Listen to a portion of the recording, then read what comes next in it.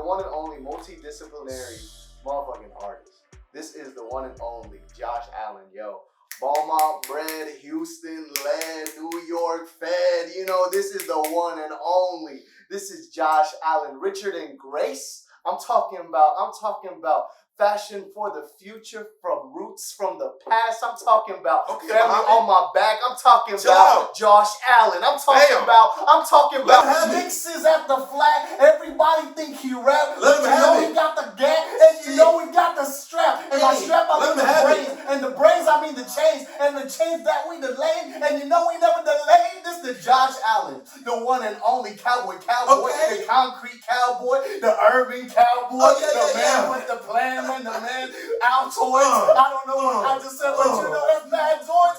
This is Josh Allen, yo. We are in a room with a legend, a king. Hey, listen. When we on the Faces Talk Show, we only bring on kings and queens, all right? No justice. Non-binary royalties, welcome to. What's up? That's me. Precisely. Welcome to. Have y'all released Gary's episode? Because I didn't see one of y'all episodes. Y'all do this in every intro. We do this every intro. It's always something different. I just can't stop smiling. That's what we want to do. That was great. Yes. That's everything.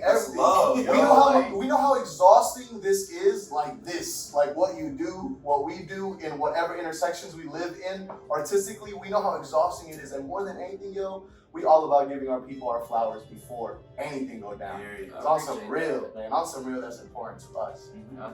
Sheesh. And I'm happy you're here, Genuine. Thank you for making time for us, man. Absolutely. Long time coming. You know, got a DJ set at 10 o'clock, so we kicking it. That's how you know. I beat the case. It was simple. I requested the fruit, you know what I mean? I like how you asked me, like, what snacks I request. What snacks do I eat? I was like, you know, they're probably gonna have some snacks on deck. I'm going to get us some fruit vibes. Hey, no, it's like really good. That's real though. It's so important, dude. It's refreshing with each bite, bro. Like genuinely, That's nature. no, like you putting us on because like we actually have never had fruits on the show.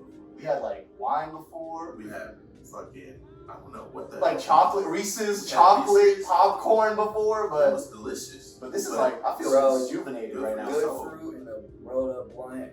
I could talk all day. That's the top. Come on now. Yeah. Maximum coziness. I wanna start with we met Josh through Tyron actually. Mm-hmm. So Tyron put us onto game one time for the one time. Big fan to tease a touchdown. Hold it down. You know what I'm saying? And use these, y'all. Just use these. And we were at the flat before we even knew who Josh was, and Tyron was like, "Yo, look at that guy!"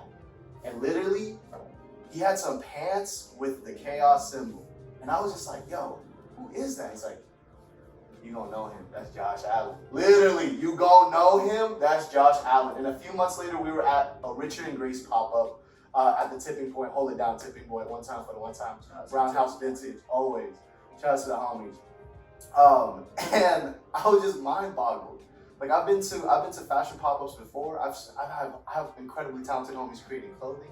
But what Josh does, it really is almost like approaching creating clothing like how sculptors create sculptures, by how like painters create paintings. Like there is this aspect of it that doesn't feel like I'm here trying to clothe someone. I'm trying to put a piece of art on you. Like there's something that it pulls a little bit deeper, and that wasn't something I was able to verbalize, but it's something I felt. And that was the thing. I was like, clothing had to make. I see a lot of clothing.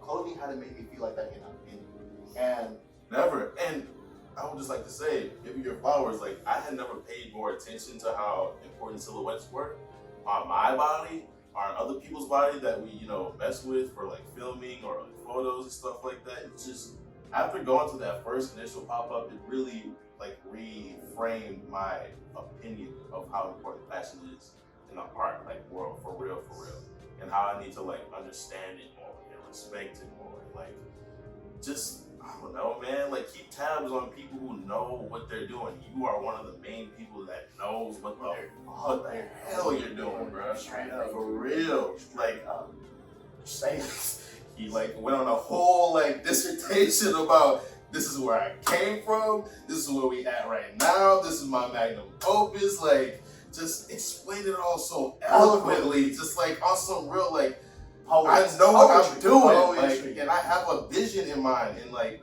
coming from a place where I am always trying to refine my own vision for film or acting, and trying to find my voice with whatever this is, like truly seeing him in his bag when he was like at that first pop up, and from here on out, like as always, that was been just the in his first bag. pop. And I'm just like I had to go outside and take a breath. I just want to start with, I guess, how you feeling, Josh? Mm-hmm. Like, homie, check in for Josh Allen real quick. Oh man, I'm feeling great. It's really great to be here. I appreciate you guys. You know, it's been a long journey, but I feel like I'm at the beginning.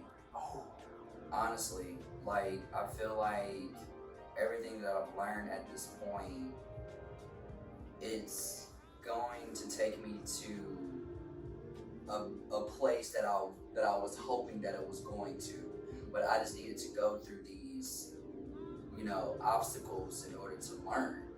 And I'm happy that it's finally paying off slowly but surely. It is. You know, I really had a really cool moment in New York this past time I was in New York, to where it felt like, okay, I'm looking up at the sky, I'm thanking God, because I'm knowing that my blessings are coming from a really good place. So, you know, I just think that patience has been my biggest hurdle.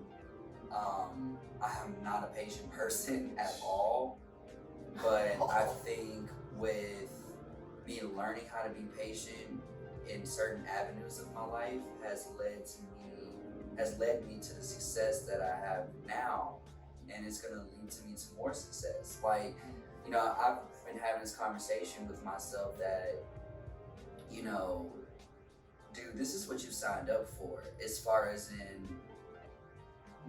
you know, my brand and what I love to do, being able to pay my bills, and I can be able to live in a nice house. You know, that may not come until like I'm 40 or 50, or it may not ever come. And I have to mentally be prepared for that. And that's why I say I feel like I'm getting started, even though the first time I've made a piece of clothing was 7 years ago. You know, so yeah, I'm feeling blessed to, it's like I'm removing the idea of what I thought was gonna happen whenever I was in high school, of how my 20s was gonna be. yeah. Now it's like, This is what it actually is. this is what it actually is. This is the reality that I'm living in, and we're still young as fuck when it comes to this art shit. Like, I saw something on Twitter that Pharrell didn't make Front until he was after 30.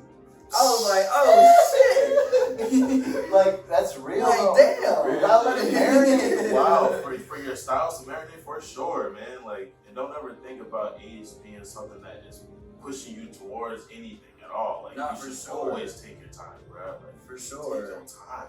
Yeah, man. Not for sure. It's that unlearning and understanding that, like, when you do take your time, when you do give yourself a chance to approach a new piece like a new piece, something refreshing comes out for you too. Yeah, but Like, you I know? think it's also so hard to tell somebody that too, Yeah. coming from the internet culture, Because this is because it's like we can't help but to look at internet people as the people to look up to, because our parents aren't doing what these internet people are doing. That's crazy. And it's like we're seeing these internet people live these lives doing what they want to do, and then it's like, I want to do that shit too. Really? And then it's like this sort of like, I don't know, you know, it's a confusing battle when it comes to like trying to remove what you see on the internet, allowing that to be an influence, but not allowing that to be your journey, because that's not your journey. Whoever you seeing on the internet, that's not your journey. Your journey is your personal journey. You know, some things may happen the same way, but it's still your own personal journey, your own personal background.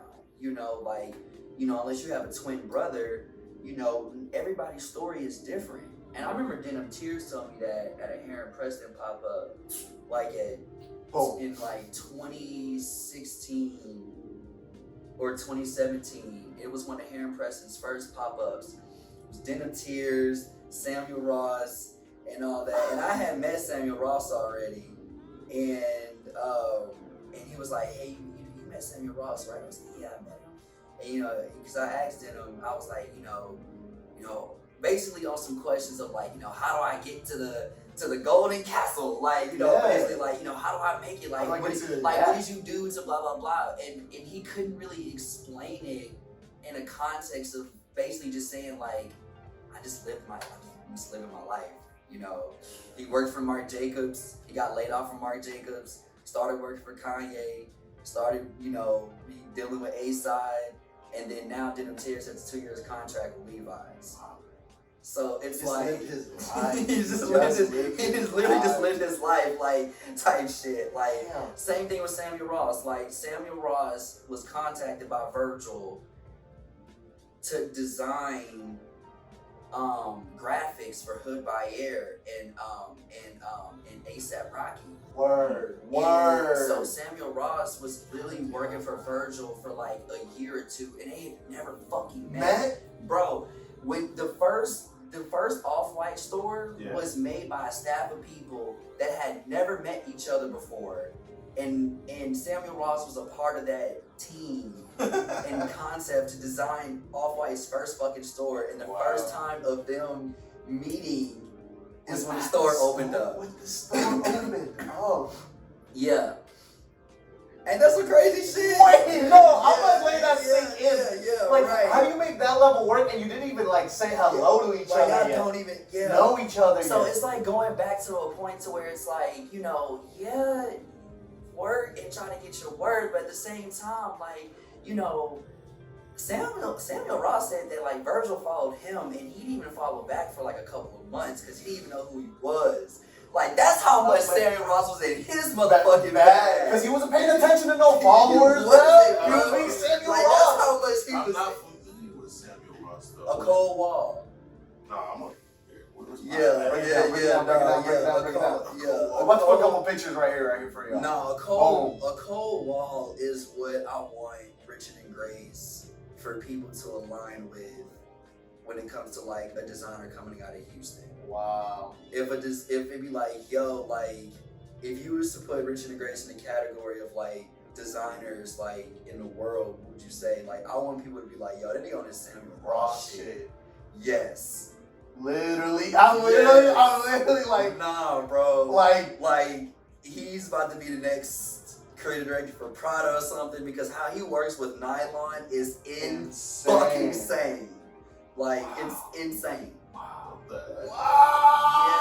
bro. Nah, bro. A cold wall. He's British. He's British. He's a British dude.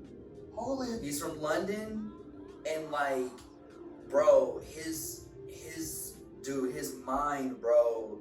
Like, he takes architecture and design, and he uses this language of that field to sell his brand. Yeah. Pretty much. Like, it's a very contemporary, modern approach to design. And a lot of his silhouettes are very innovative, but, I feel like I just want to get to a point where we can get to that design caliber, but I'm going to need to hire designers. Because he has designers. Like, you know what I mean? Like, he has a staff at this point. Like, he's been having a staff. Oh my. I'm a one-man show, so it's like when you have like, if I have like 5 of these, like, yeah, we can probably put together something like that, respectfully so, Of course. in our own version.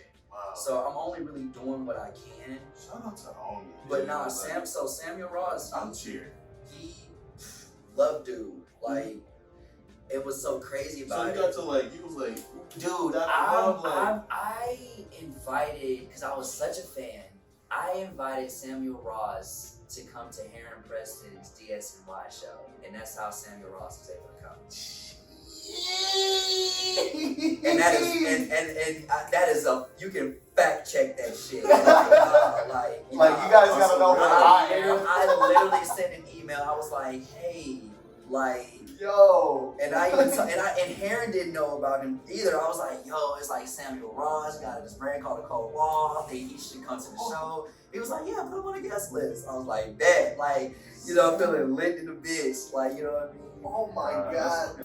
Honestly, I got a question. So we were talking about the internet age earlier and how it's like causing us to be this like zooming bees. Was that what the Beaumont collection was? Was that like a reconnection back to your roots, like on some real? Or what? How did the Beaumont collection come about? Because I know it's inspired by your grandfather, My great-grandfather. your great grandfather, So, Cowboy Hall of Famer. you know, I took a design break while I was living in New York. And I feel like when you're thinking about design and thinking about innovation so much, you kind of miss on the story that needs to be told, the message you're trying to convey, and sometimes I would sort of like live in this design world that was the complete polar opposite of what was going on or what was trending. Like, if everybody was on this, I'd kind of be like over here with it, still kind of like, you know, having the language of modern day design or, you know, of whatever. Or sometimes it would just be the complete fucking polar opposite of what everybody was wearing, especially in my early days. Like, whenever I was also my Japanese shit, Just you know, rebelling like against just like whatever the term is. straight Japanese vibes, didn't give a fuck what anybody else was trying to tell me. I'm like, nah, like, What's up? I'm redesigning Japanese streetwear. Like, we gotta like Japanese streetwear. I'm so sorry, Japanese clothing. Yeah. And it's like, you know, people, it didn't sell. Word. It didn't sell because people were just like, all right, it looks good on photos, but so, you know, whenever I was in New York, I took a break. I had to take a break too, because, you know, living in New York was tough. And As far as the pace of it all, having a job and trying to pursue your dreams is very tough in New York City. yeah. You know, you're kind of put in this place where Oh, we're good. depending on your job and Yeah. how much your day-to-day is, your days off are set to recharge. Word. You're doing your laundry, you're catching up on your sleep, you're actually like, if you're in a relationship, You take time and put it towards that. you know what I mean? Like, you know, like, so when you talk about having a brand, you know, it's really, really tough. It's a life. It's a You know what I lifestyle. mean? Yeah. So when I moved back from New York because of COVID, I was asked to participate in this group fashion show. And I was asked previously while I was living in New York that previous year, but I turned it down because I was like, bro, I'm living in New York. Like, I'm just living in New York. Like, you know, I didn't really do anything here in Houston. So, you know, I was like, man, you know, I kind of just needed a reason and give myself something to do, honestly. Like, I knew that, like, I really didn't want to come back to Houston and go work a retail job at the Galleria, respectfully so. I really just, I was like, yo, this was the year that I was planning on dropping Richard and Gray's product. Word. We have a platform to put on a whole fashion show. Here we go. Like, am I really gonna turn this down? And it was at the Corinthian, you know, so it was just like, the venue was just, you know, my nana, you know, delivered flowers at that venue. Wow. You know, I remember going to events there and stuff because, you know, setting up for weddings and whatnot. So, when that shit kind of came full circle, I hit my Nana up. I was like, Nana, it's at the Corinthian. She was like, boy, you better do that. I was like, Boy, you better. Nana's like for real. For real. I was like, all But right. that's like, that's real. She see the vision. So then, you know, I started thinking about what I was gonna do. And I started thinking about how I can communicate a collection that people in New York could resonate with. So then I started thinking about the trends in the last year and a half, and I started thinking about cowboy culture and how Raf Simons made that Western inspired collection through Calvin Klein that had every other New Yorker in cowboy boots. Well, And I was just like, exactly. no, literally, it's happening. So then I started thinking about Raf Simons' Nebraska crew neck. And then I started thinking about how Virgil made a Nebraska crew neck. And then I started thinking about how Ruigi made a Sugarland t-shirt. I was like, yo, let's have a Beaumont moment. Why not? You know? Beaumont moment. Let's have a Beaumont moment. Yeah. I'm literally about to make a crew neck that says fucking Beaumont on it. And I'm about to put it down the runway.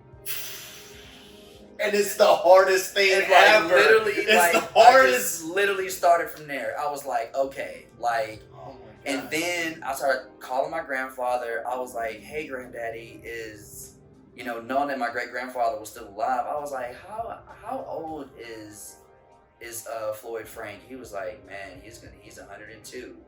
I'm like, yo, that means he's one of the last living cowboys in Texas. Oh nah, we gotta do this shit. Like, you know what I was like, nah, this is literally time. it. Like, Yeah. this is gonna connect everything that I was trying to communicate before through just like putting collections out, trying to talk about it in an art context. This is an art context. Like, this is something that can go in a fucking museum. This is like a real cowboy. Archival work. You know what I'm saying? Real. Like, this is a real fucking cowboy. Like, and who was still living at the time when I came up with it. 107? 102. 102. Yeah, 102. So Strong.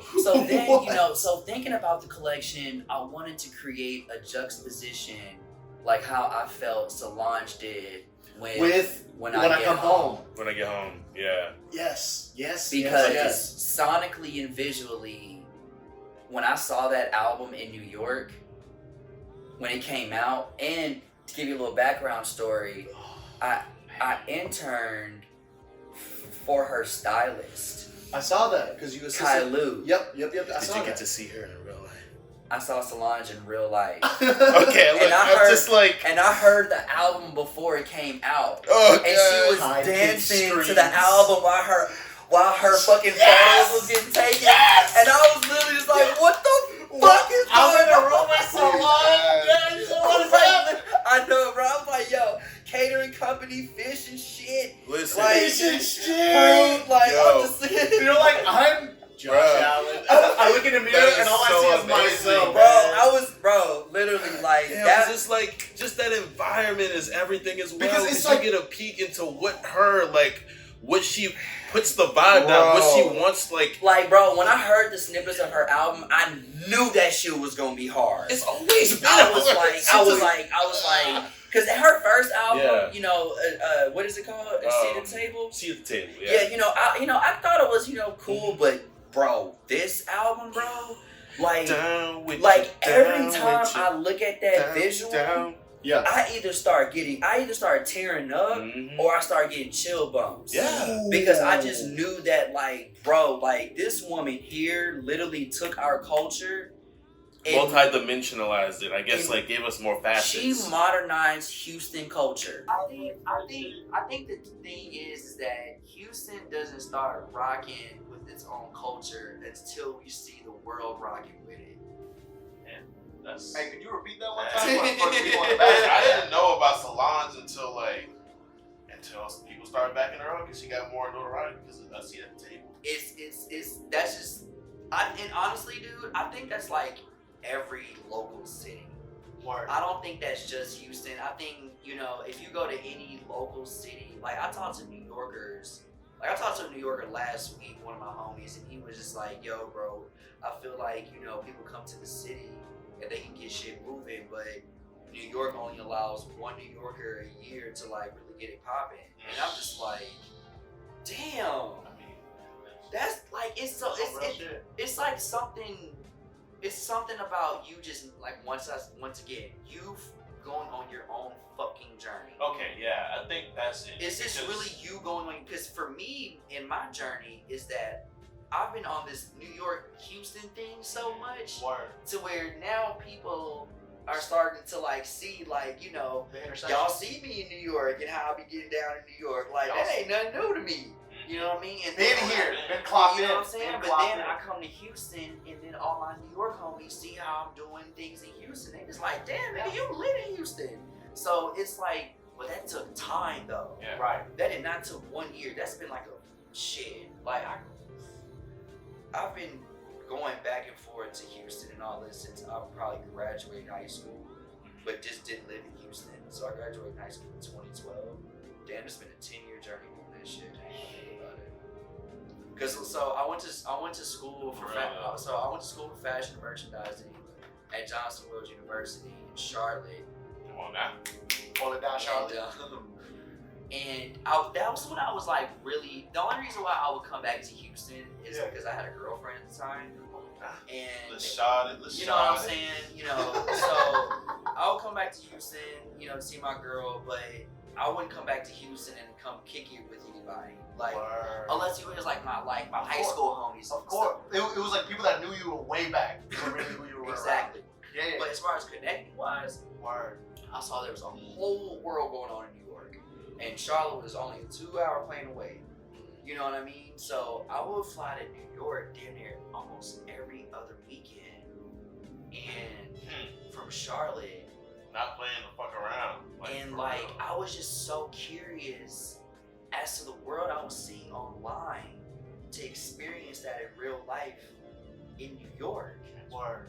And to kind of to piggyback on Kanye, I went to school between the years 2012 and 2016, my college years. Right. Yeezus came out in 2013. Y'all just think about how much the fashion has changed in one fucking year. There was a huge revolution. Because A$AP it- Rocky. Because No, because Kanye, West had Kanye put this West, tone not to Kanye. hash, the Margiela, Margiela, the Mason fucking Margiela. Yeezy concert. It was the Bro, goddamn I bags. think about this all the time. Think about a rich kid who's always getting Jordans all the time, and his dad is like, "Oh, $200 for some Jordans, whatever." And then his son comes back, "Hey, Dad, I want some Futures, some Margiela Futures," and those are like $1,000. It's like, wait, what? Why these kids want these clothes right now? Why these kids want these clothes? It's like Because of fucking Kanye. Literally, it's Literally, like, though. Literally, it's like, Dad, I see Kanye with some fucking Raps. Ravs, like, you know, I want the Ravs. Right. Like, these Ravs are $600, son. It's like, I don't care, Dad. Like, That's what I so want. then it's like you got this whole generation who feels comfortable with spending hundreds of dollars on shoes. Like, I'm dropping $400, $500 on sneakers, thinking that shit is normal. Like, that shit is Not not That's a normal. lot. Like, that's a lot of fucking money. Like, that's literally half a rent. And then and then to think like those shoes are not in my closet right now. You know what I mean? And to think like that same year that I spent $500 on sneakers, I could have spent $500 on some fucking Bitcoin and be a gazillionaire right now. like, You know what I'm saying? So type it's B. like, type B. you know, but nah, you know what I mean? But it's like There's a lot that, of things going on the ground that we're not privy to. but it wasn't really that underground. It was literally on our phones. On. No, bro. That movie that A$AP Rocky was in, Dope. Yup. Y'all remember that movie, Dope? Yeah. He Yo, paid the the drug dealer top- with Bitcoin. Yup. Yes. What the fuck? Yup. I didn't Yes. think about that. He No. paid the drug dealer in Bitcoin. They were trying to put us on. We Yeah, just they weren't were paying trying to put attention. us on, They were and we just didn't even pay Because attention. we were like, oh, it's some funny shit. Yeah, bro, Literally. I know that shit fucked with me They too, literally bro. tried to put I us on. rewatched that movie and I literally like flipped my directed fucking table. Who directed that? I need to know. Bro, for real. Pharrell? Yes. Pharrell! And he allowed kids to. You were lying. Yes. Pharrell directed that fucking movie, bro. He's been trying to put us on the whole time, bro. Goodness gracious, Rick Famuyiwa? Bro. Famuyiwa? Yeah, something like that, but Pharrell produced that movie, bro. Bro, God bless. That's why God Rocky bless. don't really care about putting out no music, because his motherfucker got coins, bro. Yeah. Like, what? Because you know everybody who was in that movie probably got put onto Bitcoin. And it was like, hey y'all, if y'all wanna y'all might as well use y'all money to put y'all money into this situation. Everybody's in there, bro. Everybody's in that movie. Zoe man. Kravitz, like should be more. yeah, Should be yo, more. I feel like that motherfucker do shit because he want to, not because he has to. exactly, bro. Because you got Bitcoin. This man was Grandmaster Flash. This man.